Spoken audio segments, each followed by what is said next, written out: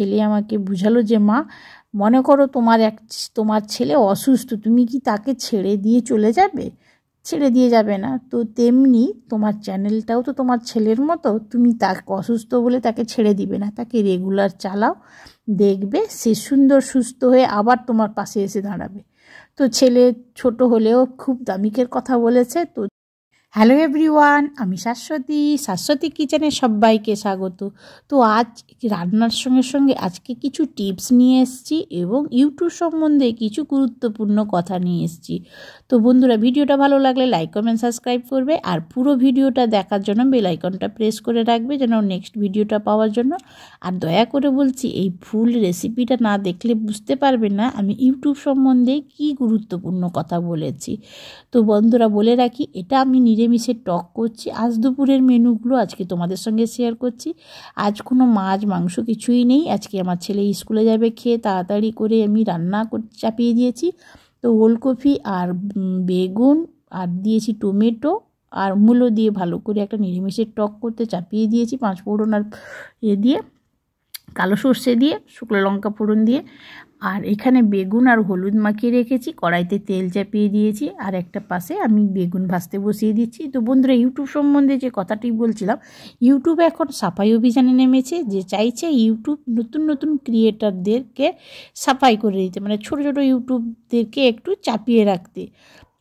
এখন ইউটিউবে চেয়েছে, অনেক ক্রিয়েটার হয়ে গেছে, তো ইউটিউব এখন চাইছে যেন ক্রিয়েটারটা কমে যায়। তো বন্ধুরা, ভয় পাবে না।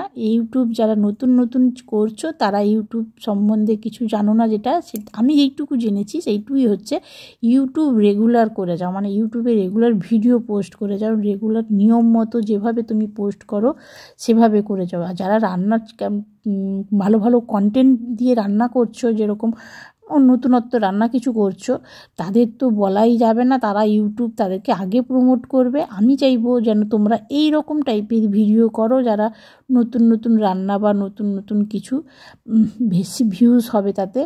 আর যারা ঘরের রেগুলার রান্নাগুলো দেখাও, তাদের একটু বলবো ভালো কন্টেন্ট তৈরি করো, না হলে ইউটিউব তোমাকে প্রমোট করবে না। তো ভালোভাবে নিজে ভয়েস ওভার দাও, দিলে দেখবে ইউটিউব নিশ্চয়ই তোমার পাশে দাঁড়াবে। আমারও কিছুদিন ভিডিও ডাউন যাচ্ছিলো। আর বন্ধুরা, আমি না ঘরে সর্ষে বলুন, মানে সর্ষে পেস্ট বা আদা রসুনের পেস্ট করে রেখে দিই আমার কাজের সুবিধার জন্য। তোমরাও যদি চাও অনেক দিনের জন্য থাকবে, এই দেখো কালো সর্ষে সাদা সর্ষে আমি একসঙ্গে পেস্ট করে নিই, আমাদের ঘরে একটু কড়া ভালো লাগে বেশ।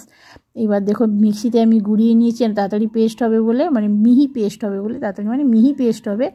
এবার আমি এতে নুন আর সর্ষের তেল দিয়ে রাখি, তো অনেক দিন থাকে। অনেক দিন বলতে বছর বছর নয়, তো মিনিমাম তো 4-5 দিন বা 1 সপ্তাহ থেকে যায়, কোনো অসুবিধে হয় না। এবার দেখো আমি জল দিয়ে আমি একটা ঘন পেস্ট তৈরি করব, মানে বেশি জল দিব না। নুন আর সর্ষের তেল তো বলেইছি আগে, দিয়ে এয়ারটাইট কন্টেনারে আমি রেখে দিই। এবং এই যে তরকারি করব নিরামিষের টক, ওইতেই আমি দিব বলে আজকে এই পেস্টটা করে রাখলাম। পেস্টও আমার শেষ হয়ে গেছে, কারণ আমি কোনো জিনিস নষ্ট করি না। সর্ষে অন্য সময় বাটলে তো মিক্সিতে গায়ে লেগে থাকে, সেটা আমি কী করব, ফেলে দিতে হবে। ওই জন্য এই সময় করেছি যেন আমার পেস্টটা কাজে লেগে যায়। এবার আমি এয়ারটাইট কন্টেনার রেখে দিচ্ছি। তো হ্যাঁ বন্ধুরা, ইউটিউব যারা করছো, আমাকে সবাই বলে যে দিদিভাই ব্লগ করছো না কেন? ব্লগ করতে আমার মনে হয় প্রচুর পরিশ্রম লাগে। আমার ব্লগে নিজের ফেস দেখিয়ে ভিডিও করতে আমার খুবই কষ্টকর ব্যাপার এটা, আমি পারি না। তো চেষ্টা করব, পারি না বললে তার হবে না, আবদার তো নয় এটা, চেষ্টা করব ব্লগ করা। তো এখন তো কোনো ব্লগ টক নিয়ে আসছি না, আমি এইরকম রেগুলার যেরকম ভিডিও করি সেরকম। কিন্তু আমার ইউটিউবও আমার চ্যানেলটাকে একদম দিয়েছিল ভোগে। তো আমি চেষ্টা করেছিলাম, ভেবেছিলাম যে আমার হয়তো ইউটিউব চ্যানেলটাকে ডুবে যেতে হবে, মানে ছেড়ে দিতে হবে। তো মনের জোর নিয়ে আমার ছেলে আমাকে বুঝালো যে মা, মনে করো তোমার ছেলে অসুস্থ, তুমি কি তাকে ছেড়ে দিয়ে চলে যাবে? ছেড়ে দিয়ে যাবে না। তো তেমনি তোমার চ্যানেলটাও তো তোমার ছেলের মতো, তুমি তাকে অসুস্থ বলে তাকে ছেড়ে দিবে না, তাকে রেগুলার চালাও, দেখবে সে সুন্দর সুস্থ হয়ে আবার তোমার পাশে এসে দাঁড়াবে। তো ছেলে ছোট হলেও খুব দামিকের কথা বলেছে। তো সেইখান থেকে আমি আবার নিজের মন স্থির করলাম, না যেভাবে আমি ভিডিও দিই সেভাবেই দিব। তো ভগবানের কৃপায় মানে তোমাদের কৃপায় বললে ভালো হয়, ইউটিউবটা আবার আমার মোটামুটি রানিংয়ে এসছে।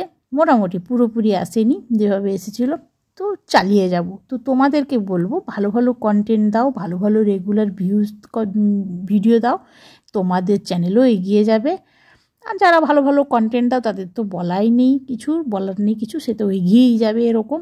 তো এবার এদিকে আমি দিয়ে দিয়েছিলাম ফুলকপি আর পেঁয়াজকলিকে ভাজতে।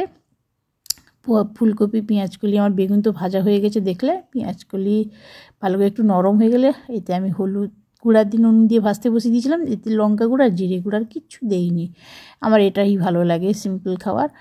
তেল মশলাও খুব কম ব্যবহার করেছি। এই যে দেখো আমার এটা হয়ে গেছে, এটাও নামিয়ে নিব, ঢাকা দিয়ে রেখে দিলাম।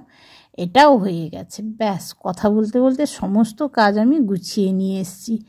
তো বন্ধুরা, আর নেক্সট কীরকম টাইপের ভিডিও চাও সেটাও আমাকে কমেন্ট করে বলতে পারো। এই দেখো ফুলকপি পেঁয়াজকলি ভাজা, বেগুন ভাজা আর নিরামিষের টক, ছেলেকে খাইয়ে চট করে স্কুল পাঠিয়ে দেবো। এদিকে ভাত বসিয়ে দিয়েছি, ছেলেরও স্কুল টিউশন থেকে আসার সময় হয়ে গেছে। ব্যাস ভাতটা গড়িয়ে দিয়ে তার জন্য জল গরম বসিয়ে দেবো, সে স্নান করে চট করে স্কুলে চলে যাবে। তো দেখা হচ্ছে পরের ভিডিওতে, ভালো থাকবে, সুস্থ থাকবে।